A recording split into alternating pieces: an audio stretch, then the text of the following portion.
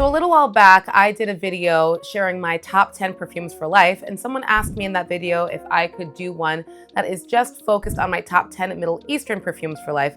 So that's what we're gonna do today. Let's get started. First up, we have my favorite Middle Eastern floral, Nafais Sharq. This is from Khadlaj, and it's inspired by Bulgari's Bacciami.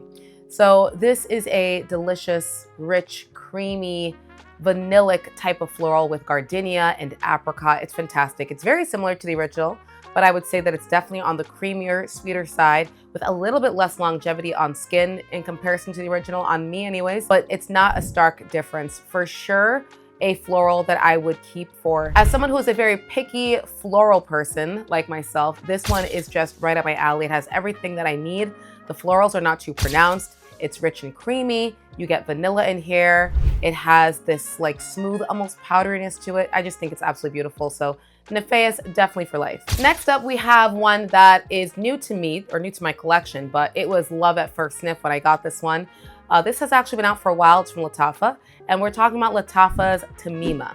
So Tamima is actually inspired by Dolce & Gabbana's El Imperatrice, which is this beautiful, fruity. The atomizer is really crappy. I don't know if it's just my bottle or all of them, but the smell is fantastic. I think it smells so close to the original El Imperatrice, but definitely stronger and a little bit sweeter. So everything is a little bit richer, but it's not so rich that it turns it into like a syrupy fragrance, which I'm really glad about. Really beautiful, very fresh, sweet. If you like Dolce & Gabbana's El Imperatrice, but you're not super excited about the longevity and you want to try a more affordable option, I highly recommend checking out Tamima. This is up there with one of their best fruity florals, in my opinion. Next, we've got one from Rayhan. This one is Rayhan Tropical Vibes. So this is inspired by Summer Hammer by Lorenzo Pizzalia, and it's just a really well done, well blended, smooth, expensive smelling tropical scent. And I love that even though it has coconut and all these other notes going on, none of the notes are overly pronounced. I feel like it all comes together as one smooth smell, and it just smells a lot more expensive than it actually is. It's my favorite Rayhan fragrance, and for sure one that I would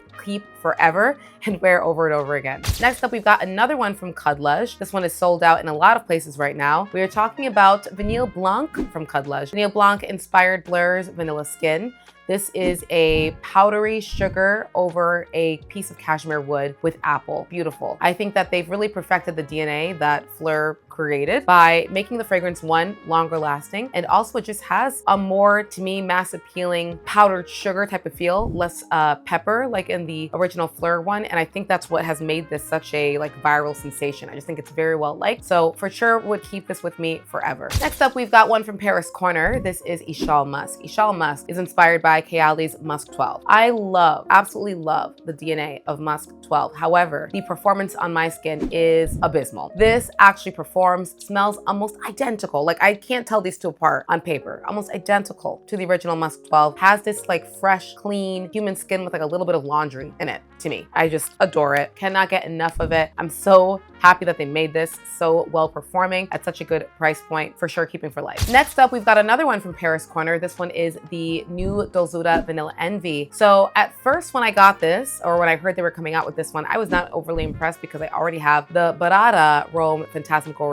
fragrance, which is inspired by Louis Vuitton's Phantasmagorie. And that one's very strong, and the almond is very strong. And I've just realized over time that I actually enjoyed this better because it has a fluffier, airier nature to it. And even though it smells almost identical to the original Phantasmagorie, it doesn't include the same weird feral cat funky note that I always smell in the original Louis Vuitton scent for an absolute fraction of the price. Performs better, smells better, and I think it's just a little bit easier of a wear than Barada because the almond is not so intense. Even though that one is still really great, I think this one is a little bit more likable for me right now, especially in hot weather. I adore this fragrance. One of my favorite vanilla almond type of DNAs, and they've really done a better job with the DNA than Louis Vuitton. So highly recommend getting your nose on this one if you haven't already. Next up, we've got one from Lattafa. This one is Anna Abiyedh Poudree, inspired by Celine Black Tie. So this is just a classic, elegant, powdery, soft vanilla that is very, very musky, and easy to wear. This is kind of like a elegant vanillic dryer sheet is how I would describe it, with a slightly powdery base. It feels clean, but not in like a fresh fruity way, and again, like a clean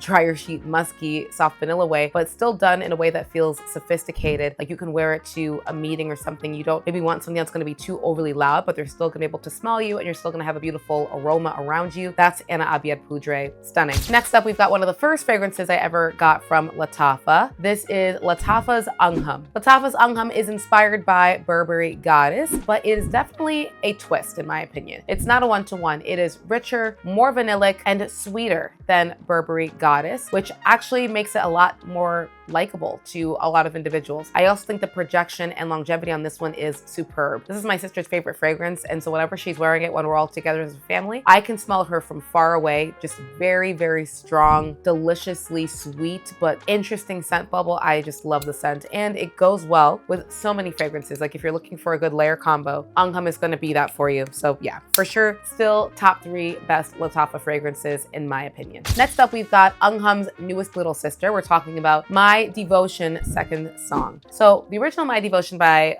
Dolce & Gabbana is nice, but I for sure think that this one is better. It focuses more on the fruity sweet aspect, and it also is just way better performing in terms of longevity and projection. If you like a really well done fruity floral that is just addictively good with praline and vanilla and pear blossom, it's second song. It's phenomenal. Again, one of the few fragrances that my husband gives a 9 out of 10 to, so I don't take that lightly. Next up, we've got another one from Khadlaj. This one is Empire. So the only reason why I even ever bought Empire is because someone asked me to compare it to Devotion from Dolce & Gabbana. They thought that it was a good dupe for that. It's definitely not a dupe for that, but it doesn't even matter. This is a beautiful vanilla caramel fragrance that has this topping of citrus fruit that is not too strong. I still feel like I get the vanilla and caramel the most, but it's certainly there. Very edible, very fluffy in texture, and that's why I think it's still appropriate to wear in warm weather. I think it's one of Khadlaj's best, and for sure one of their best gourmands. Just absolutely adore this one. So this list was very, very hard to keep to just 10. Let me know which of these are some of your favorites, and I will see you guys back tomorrow for our next episode.